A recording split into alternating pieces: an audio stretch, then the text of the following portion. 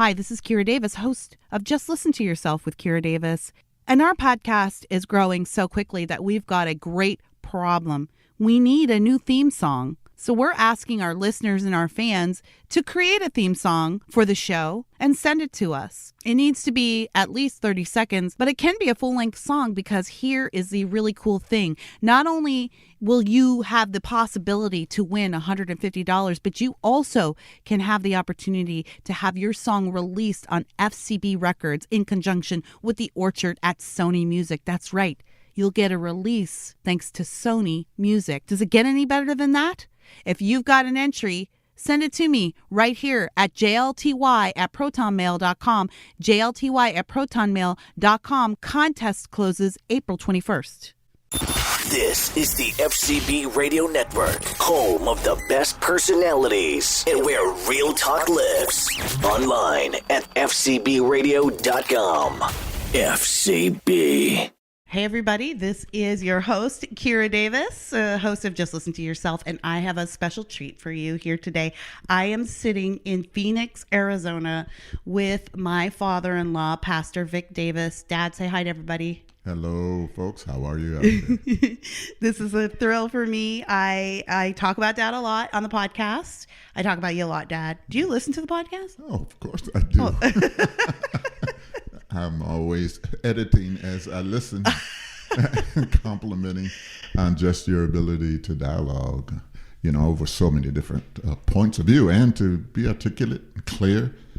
And I think the thing that really impresses me most is that you are not short with people. You give them latitude, you know what I mean, to express themselves. And maybe my gift is more what people would call prophetic in the sense that, oh, no, there's only one truth. But you're able to listen to the different points of view and to give a real clear direction in the end. You're able to sum things up well. So I appreciate that. Well, thanks, Dad. Yeah. See, as you guys can see, he's my biggest fan. Mm-hmm. You know who doesn't listen to every podcast? My son. Your son. Yes. I've had requests for people. They want Mark, to be on my show, but I'm like, he has absolutely no interest. He won't let me run for governor of California because he has no problem with the privacy issues or what a grueling thing it'll be. He said, and I quote, "I don't want to have to sit through any boring political speeches and stuff." That's right. Yeah. That's Mark. Yes. There's better things to do. Yeah, yes. So, but Dad is one of my biggest fans, and a lot of people probably know by now that you're a big part of the reason why I'm a conservative today. Good. And maybe one of the big parts of why Just Listen to Yourself as a show, because you always had patience for me to kind of work things out intellectually, and you challenged me, but not in a way that made me feel threatened or stupid. Mm-hmm. And I've always carried that, the idea of giving people space to be wrong, giving people space to express awkwardness or awkward questions or awkward ideas. Sometimes we shut people down too soon and we don't let them get to where they're going. Yeah. And so you always did that for me. So I feel like that's a lesson that I carry into the show. Well, it's good. I think it's probably a more secure you are, the less you feel that you need exactly to, kind of buddy in and exactly guide people along and so forth and so on. And when you have experience too, and you can look at a young person saying dumb things, and you could be like, well, I was that young dumb person once. Right. Probably too long. Well, speaking of, tell us a little bit about yourself. You were young and dumb once, I heard. Oh, yeah. But tell us just a little bit of your background, where you're from, and as closely as you can recap your journey. Yeah. I mean, let's see, how old are you, Dad? I am 78, just turned 78 November. This is a long life. My foolish years are so long ago that it's almost like they don't exist. Oh, sure. Yeah, for the first 55 years of my life. But raised the actually second youngest in my family. There's seven of us, and so coming up, some of my brothers were there. They tended to be more fathers to me because my father was not in the home, and so the camaraderie that we had amongst ourselves as brothers helped me to develop a sort of a more confident, because they were there. I always knew that they would be there to support me, to adjust me, and to defend me in different things. And so that helped me along the way. Even though a few of my brothers were step brothers, I guess you would say half brothers, but still yet they were quite an encouragement. And what area was this? We were in Midwest. We were in Michigan area, grew up in that area, so it's more rural area, but still and yet we had opportunities to mix and mingle with, a lot of different races of people. And so I was quite comfortable, with the diverse races around us. And we knew a lot of the prejudice. We experienced all of that, but there was a camaraderie that we were you know what I mean? And we were comfortable being in the world. And I think I grew up without a father, of course, but somewhere along I picked up a belief that if anybody else did something, then I could do it also. And so I faced life, from that perspective that I could do what anybody else did if I applied myself to it, if I learned, if I worked hard. That nothing came easy. I worked early on as a teenager out in the farm fields doing baling hay and shoveling manure and all of that stuff. Yeah. But, I contributed to the household because there was no man there. Yeah. My mother appreciated it and helped us to grow up. We knew what it was to live outside the home, to interact with other people, and to be responsible to fulfill our commitments. And so that just kind of kept me as I played football and got in athletics and worked hard there and, accomplished I think was quite a bit. Went to University of Iowa, played a little ball there with them, and up to Canada, played ball with the Winnipeg Blue Bombers up there in the Canadian League under Bud Grant, and then just settled in to raising my family, my wife and I. And by the time we were 25 years old, we were through having kids. So we had all four you of our guys kids. got married early. I mean, you were 19 and mom was 16. That's right. Yeah. And by the time, who's the oldest? Mike. So by the time Mike came along, mom was 17, right? Yeah. 18? Yeah. 17? 17 and a half. Yeah. You guys started early, and it wasn't smooth sailing. You and mom had rough times, and in fact, you have built a ministry over the years of ministering to other marriages and counseling people. A lot of people look at you guys as sort of like an ideal couple, but there's a big story behind it. I mean, a lot of experience, and you guys. Think if there's any sort thing as an ideal couple, it's because they have been able to weather the different obstacles and differences and problems that they've had in life, and they've been able to love each other through those differences and to appreciate each other's difference. My wife and I are so different, but as we live life, we're so similar, and so that makes for a wholeness, a richness that probably few people have allowed themselves to develop in their relationship, especially today. People are so narrow in their experience, narrow in their tolerances. They don't feel that they have to give anybody the space to be indifferent, and to adjust your thinking and your priorities to accommodate theirs. It just seems like that's a foreign concept, doesn't it? To the people that we live with today. You were talking earlier about growing up in Michigan and how you kind of just worked, that it was just given to you. If I want something, then I'll work. And everything, you've had great successes in your life and good times, as well as lots of pain and hard times. But you always had the sense that if you applied yourself, you could. Oh, there's my phone buzzing. Hang on, let me make sure it's. That if you applied yourself, you could do anything that you wanted, and you could have anything you wanted. It was sort of like it was the American dream, even though I think a lot of people listening to this, particularly of certain ideology, might hear you and say, well, how can this man at 78, growing up in some of the worst times, racially speaking, in this country, how can he sit there and say, yeah, but I worked for what I wanted and then I got it, and not be bitter or not feel angry or feel that you were unjustly treated. I mean, and certainly you did face racism. I mean, you went to college in Iowa and then up in Canada. I mean, of course. So how can you... It's just such a juxtaposition to what I would hear today from a 40-year-old man. I know. You know, I know. who's had all the advantages and all the, you know, and has had benefited from the work of your generation. Well, I've found this in my life coming up. The situations and the circumstances that has helped me the most came in the form of encouraged me to believe in myself.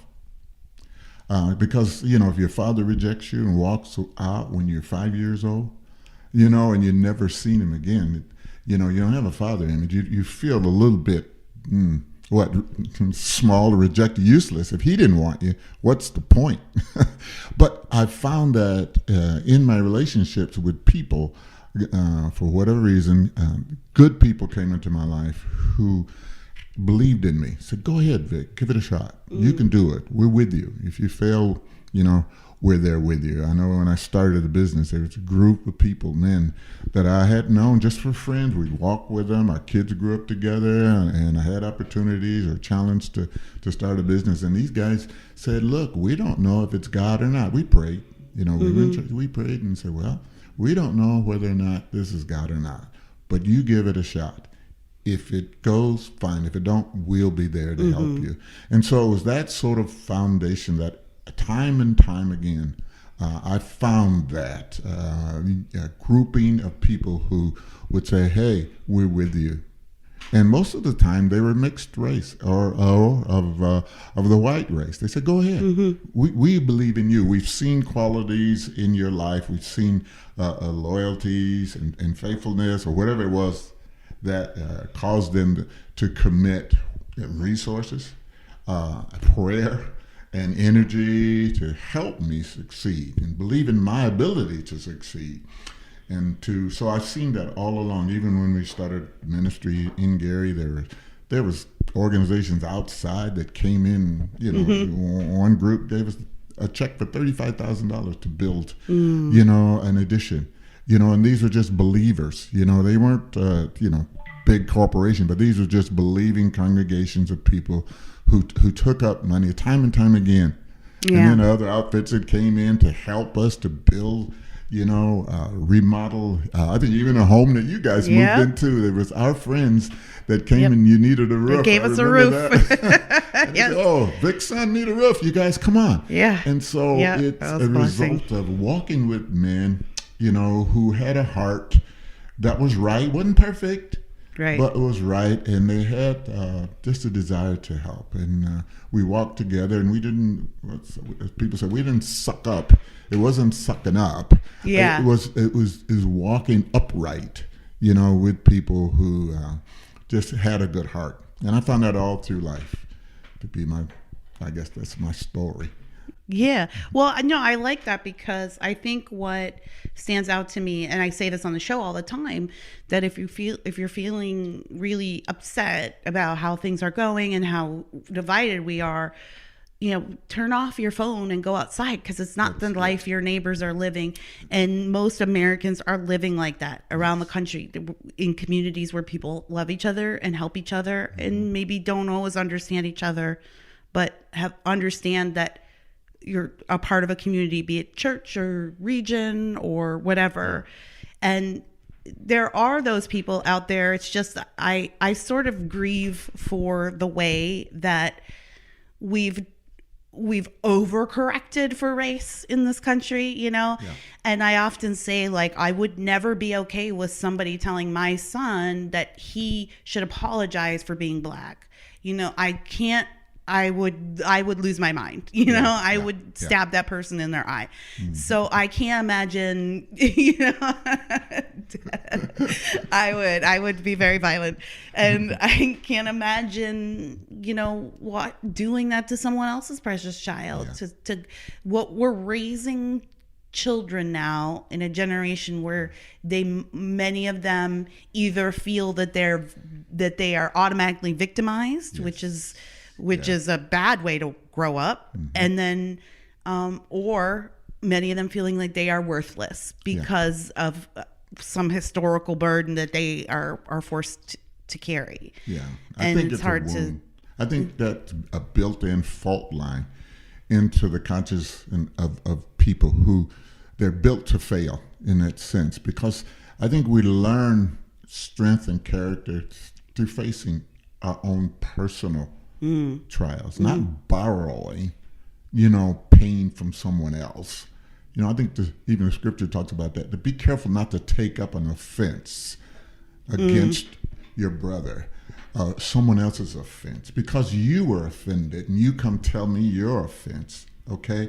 Then I take up your offense. But if you're offended, I believe God gives you grace to forgive the offender. But if I take up the offense that you were offended by, then there is no accompanying grace that comes to me, and I'm left embittered. Because you can get free from your offense through the workings of God's grace in your life. But I, on the other hand, I'm stuck with it because I've taken it up. It wasn't mine legitimately to begin with. And so that has helped me. I know people are hurt. I know people are wounded by different things. But I think what you said is important. You get out there and live. And a lot of times what you hear is not the reality of what you experience. And what you experience, there's a grace, isn't it, that comes along and enables you to reign over that offense. But if you don't personally experience it, you just have a rage. You can just sit in that. You know what you just said reminds me of? You always, when Mark and I were first married, you would say, don't bring all your problems to other people. And don't bring all your and then some of the counseling that we did early on, which was not with you guys, because that's weird. But, but, if we did counseling with other people in the church or professional counseling, one of the things they would say is don't go to your parents too much with too many grievances, because what happens is you leave those people with the bad impressions, and they don't ever get to be there with you when you make up. They don't get to see that part, and then you can sow resentment in the hearts of other people because you're selling them your experience, but it's not theirs, and it's not fair. Absolutely. And I think that's where we're at. There's a lot of generational unforgiveness.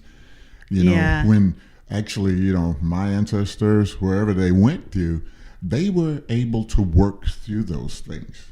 Were there injustices? Were there abuse? Absolutely, they were. But you know what? They came out better people. They were better people. Let's face it. Yeah. They were better people in their generation than we are today. We're more angry in our time than they were. In their time, and they suffered the abuses and the injustice. Well, this brings me. Well, this is a good segue, because this is a thing that people ask me about a lot. And when I say I'm going to talk to you, people will ask if they'll get advice. But I haven't done the episode yet because I'm not done reading this stupid white fragility book. But it's just total garbage. But I'm forcing my way through very slowly. One of the things about critical race theory that I find distressing and that I find very dangerous is that it's religion without any of the redemption. So it is punishment without penance. It is punishment without forgiveness. There's no grace. It's anger without repentance. There's no room to change or to learn. It's just perpetual hell, really. Yes, it's just perpetual blame. And I mean, how do you think this? Because what should people do? I mean, there is injustice in the world still, and there is racism. And are you saying that we should just not complain about it, or how do we address all of these issues when it comes to critical race theory that doesn't want to be forgiving at all, but then it can be all the way to the opposite extreme where people just want to forgive everything and pretend that nothing is wrong? Well, I think the biggest challenge for us is not so much to develop an answer for other people in their situations in history or in the future, but to find within ourselves a grace in which we can live at peace with one another. Give the person, regardless of the color of the earth suit that sits in front of you, give them the privilege to either accept you or to reject you based on who you are. And if they accept you, fine, that doesn't make you a better person. And if they reject you, fine, that doesn't make them a better person. Well, there's a lot of people out there who these days who feel like if I can just get everyone to accept me the way I want to be accepted, then I can be happy, then I can be at peace. I think we see that a lot with, sexual identity movements but there are a lot of people because, I was having this conversation with Ruby the other day and like, look, everybody can live how they want to live. Like, do you? That's good for you.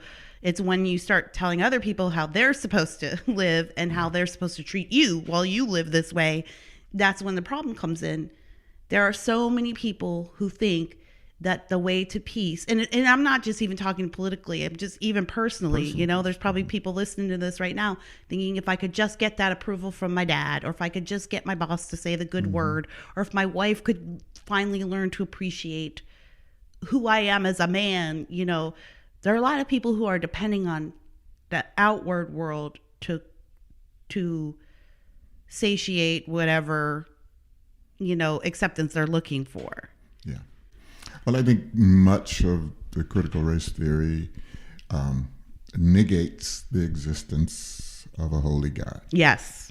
So, and it's from God that we are informed that he says, I will give you peace. Not like the world give you peace, do I give you peace.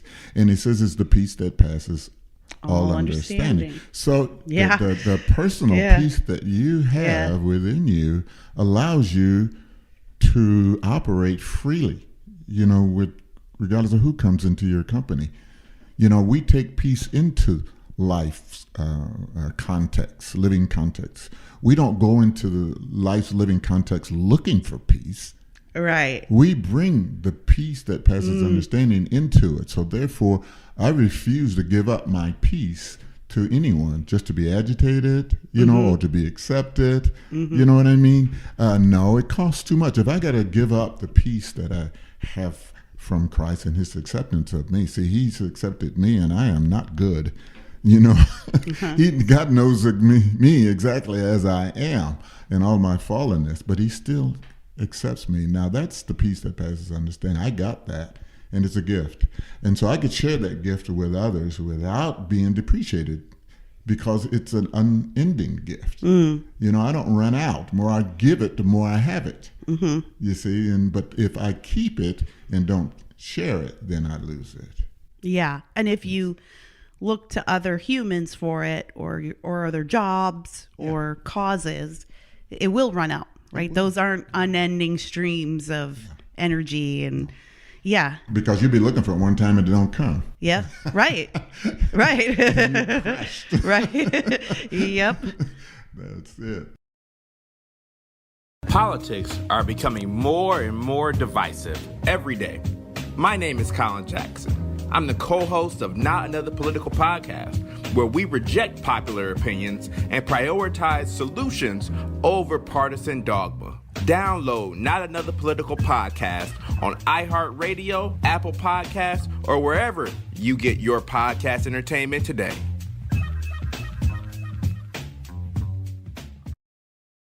Well, that was me talking to my beloved father-in-law, Pastor Vic Davis.